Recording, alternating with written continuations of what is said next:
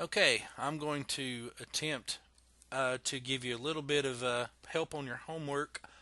We're going to look at this chemical operator question here. We have a 5,100 gallon chemical storage tank. We're told that it's cylindrical in shape, and we're given a diameter for the tank, and we're also told what's in the tank. And we have an operator making an actual site measurement of 6 feet 7 1/2 inches, and we're asked to determine the approximate volume of the acid in the tank in gallons. So we can take a look at a few of the things that we do know. We do know it's a cylinder, and we know that liquids will take the shape of the container, um, and we have a measurement of height for the acid in the tank. Um, and we have the diameter of the tank. The problem is the diameter is listed in meters. The measurement was made in feet and inches, and we're asked to come up with gallons as far as what our volume of acid in the tank is. So we're looking for U.S. liquid gallons of hydrochloric acid in the tank. So we'll just start off. We know it's a cylinder, so we'll start off with the volume of a cylinder. Which is the area of the base, which is a circle, so that's pi r squared times the height. So this could be used for the volume of the whole cylinder, or it could be used for the volume of the acid based on the height measurement that we're given, which is what we're going to use on this one. So the first step that you should take is just look at the formula that you have to use to determine volume of something in the shape of a cylinder. So you can calculate your height. Your height is actually given in feet and inches together. You need to get that into some kind of workable unit, like just straight up feet. And the benefit of doing that in feet will be later it'll help you be able to get to gallons pretty easily using the reference materials that you've been given. So if you look at your 6 feet 7 inches and you want to convert that to straight up just feet, a couple ways to do that. One way that we're going to do it is we're going to convert if you just convert the feet straight to inches, but using the conversion factor of they're 12 inches in 1 foot. You just basically 6 times 12 is 72 inches, and then 7, it's actually 7 1/2 inches. So we can add 7.5 to that, inches, and then so basically our height is 79.5 inches, and I want you to convert that to an actual foot measurement. So 12 inches per 1 foot. We'll write our conversion factor that way so that we can convert inches to feet. And then you'll get an answer for that of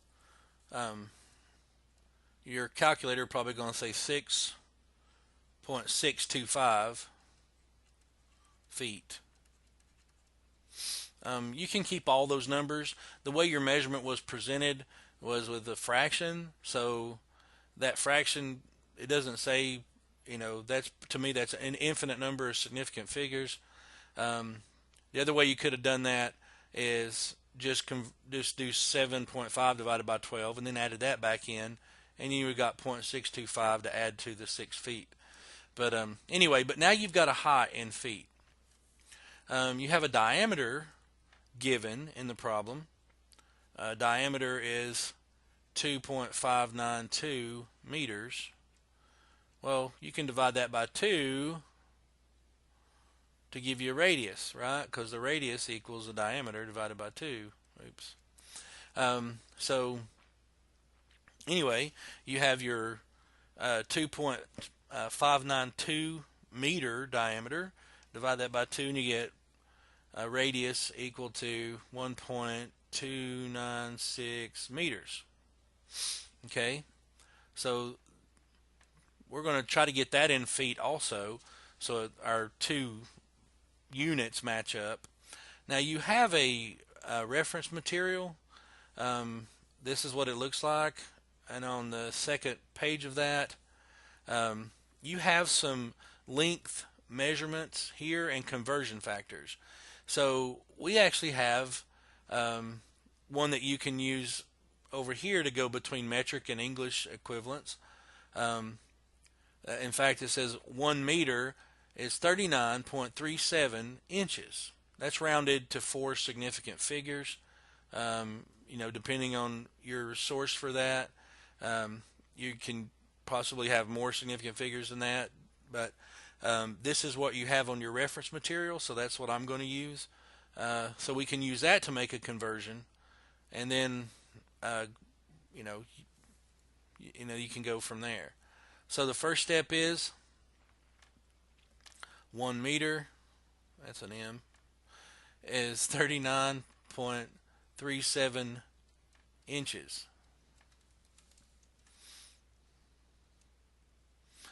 And then 12 inches, 1 foot. So you'll end up converting meters to feet that way. And then, so basically when you take the 1.296 times your 39.37, multiply the side-by-side ones, and then divide it by 12 from the bottom here. And you need to round this probably to sig figs. So your radius equals, it's going to come out to 4.25. You get 4 significant figures. So 252 feet. Like that. So now you got some stuff that you can actually put in here, because now you can manipulate this equation. You got a radius in feet, you got a height in feet. So you're going to get a volume. Feet times feet for the radius will be feet squared, times feet for the height will be cubic feet. So this is going to give you a volume in cubic feet now. And if you look on your reference material, you'll notice that you have a volume conversion, which you can go, here's a cubic feet, you can go cubic feet to liters, you can go liters to quarts, you can go quarts to gallons, like that. So that'll be very beneficial for you, because since you got to ultimately go to gallons anyway. So we can calculate our volume here. Our pi, just going to be our pi button. You can take your radius squared, so that you should be your 4.252 feet, which will get squared because that's your radius, and then your height is 6.625 feet, like that. So you square your radius, multiply that squared radius by pi, and then you've got to multiply that by your height, and the height is 6.625, and you still get 4 significant figures if you needed to round that to cubic feet. So that would be 376.3 cubic feet. But I'm not asking you to stop there. I'm asking you to get that number and then convert that to gallons. It's good that you got that number if you did, but we need to continue that process and convert it, and then round that number to 4 significant figures. So you may not want to round that number right off the bat. You may want to keep the numbers that you got on your calculator, which look more like 376.28. I'll keep a couple more. 2826. And that way I'll get a little bit less rounding error. from that. So that's my volume in cubic feet. And then I can go use my conversion factors for my reference material. The first one, I'm going to get out of cubic feet into something else. So I go to my reference material and I look at my volume area, my volume part here, and I go cubic feet. Right there, I can go to liters. So 1 cubic foot to 4 sig figs is 28.32 liters. So I'm going to use that one first. So 1 cubic foot, right? And I'm going to use 28.32 liters. And that will get me out of cubic feet into a different volume unit of liters, since they're equivalent. Now I can go from liters to quarts. Remember, that was 1 liter is 1.057 quarts, also rounded to 4 significant figures there. So 1 liter on the bottom is 1.057 quarts. And now your liters cancel. So now I'm in quarts, not to gallons yet. So if you go back to your reference material, you'll see that 1 gallon is equivalent to 4 quarts. So 4 quarts goes on the bottom per 1 gallon on top. And now you will cancel out your quarts and you'll be in gallons. So now you can do this math here, multiply the things on the top, and then divide by the things on the bottom, which on the bottom you only have a 4. So you'll multiply your previous volume measurement, the 376.2826 will get multiplied by 28.32, and then that'll get multiplied by 1.057, and then all of that will get divided by 4. And then you'll get an answer, and you need to round it to 4 significant figures, because that's what basically your diameter of your tank was limiting you there. So your answer on your calculator will say 2815.9 something something something. So you need to go ahead and round that to 2816 gallons. Okay, so there's your approximate gallons in the tank, 2,816 gallons. Now the second part of this is perform a calculation describing how full the tank is in terms of percent full. Well, that's just the part that you have in the tank, of the liquid you have in the tank, divided by the capacity of the tank times 100. So you basically are going to take your 2816 gallons, divide that's your part, divided by your whole capacity, which is 5,100 gallons. So just simply 2816 divided by 5,100, and then times it by 100, multiply by 100. So when you do that, you get about 55% full. Now, if you knew for sure that those 2 zeros were significant, and they may be, you could have kept 4 significant figures, I guess, and called it 55.22%. Either one, depending on how you interpreted that, or what you're asked. You may be asked to give the nearest percentage, 55% full.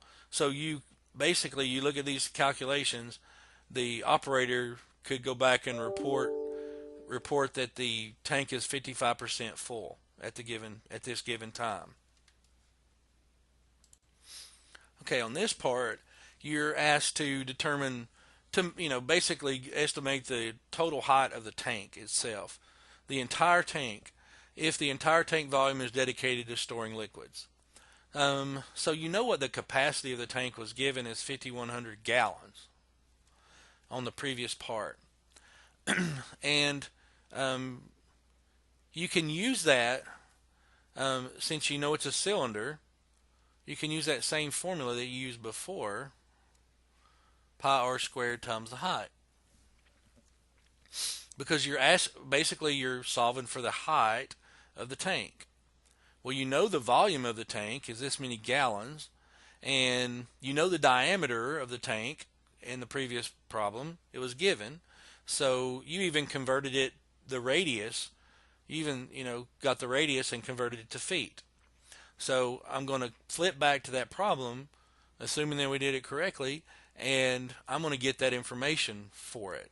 So I'm going to take this information right here, the radius from that part, and I'm going to just transfer it over if it's the same.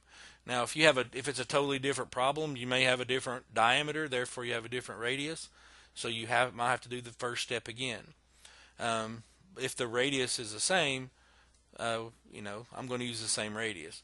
But you may not have that luxury. Yours may change. Your actual number, your diameter may change from problem to problem or from tank to tank. So you may have to, calculate that radius and convert it to feet, the same way you did before. But since I've already done it and to save time on the video, I'm just going to use this one that I already have. If you have to calculate it, use the same method that we used before, converting from meters to feet. So I'm going to use 4.252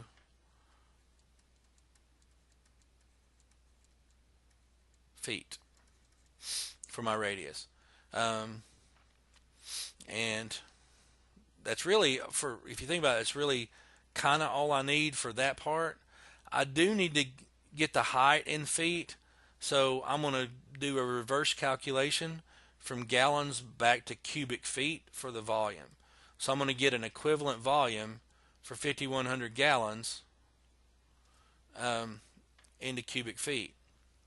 So I'm going to work that previous conversion that we did from cubic feet to gallons. I'm going to kind of work that backward. And so I'm going to go from gallons to quarts. So 1 gallon, I need to cancel out and convert that to quarts. This way, I can convert 1 liter to 1.057 quarts, or convert 1.057 quarts to a liter that way, because that's my equivalent. I can use that to convert those quarts into liters. And then I can convert, if you'll remember on your cubic feet to liter conversion right here, that's still going to be the same conversion. So it's 28.32 liters is a cubic foot. So that cancels out my liters. And so then I'll take the 5,100 gallons. I'll multiply that by 4, because side by side you multiply. And then I'm going to divide that by 1.057. And then I'm going to divide that answer by 28.32. And I'll get a number of cubic feet to go with that. So my cubic feet, my calculator says 681.494. I'll just stop there. Cubic feet. Now it says more than that, but I can kind of probably work with that. Then now I've got that in cubic feet. So it's just basically an equivalent number of cubic feet to go with those gallons. The other part that when you take this part here, you've got to solve it for height. So you're really going height equals, well, it's volume. Rearrange the equation, divide it by pi r squared. So that pi r squared part will be in the bottom when you divide both sides by it. But now you have cubic feet on top. You have 681.494 cubic feet. On the bottom, you have your radius, which is 4.252 feet. You got to square that.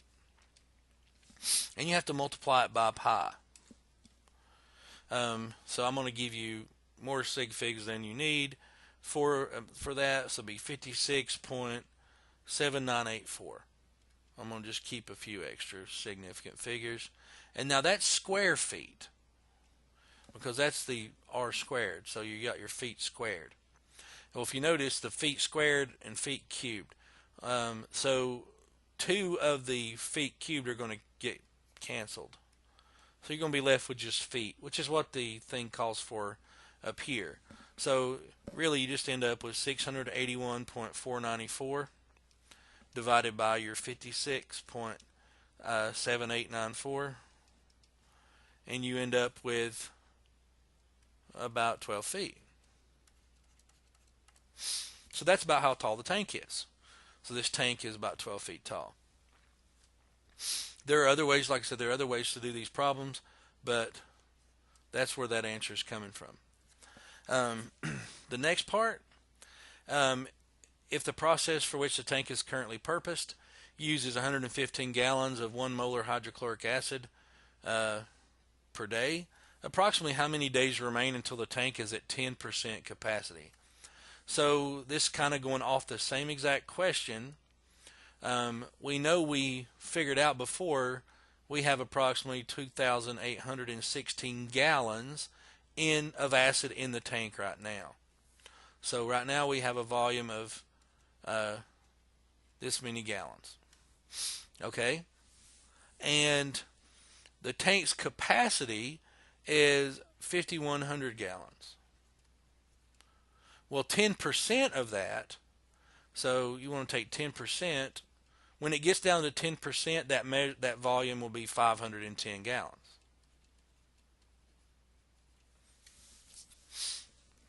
So, in other words, you're trying to figure out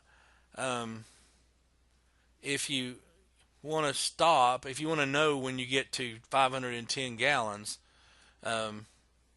what will that be and how many days will it take? Well, the number of days, you don't know. So it's X number of days. So that's what you're trying to solve for, is the number of days. A couple ways to do this problem also. You have a rate right here of 115 gallons per day. So that's kind of like your slope. And you want to know when that happens, that 115 gallons per day. So in other words, your slope is y over x. So you can kind of take this into, you want to know when will y equal, well, whatever, 510. So that's kind of like your, your point where you want to, when you know it gets to there, you want to make sure that, that's your 10% mark. So one way that you could look at doing this is you could say that 115 x, accounting for your 510 gallons in there, and your total of 2816, 115 gallons per day times X number of days. How you're basically figuring up right here how much you're going to consume before you get to that number. So you really just subtract 2816 minus 510, and you get 2306. Okay, so you divide both sides now by 115, and comes out to about 20 days.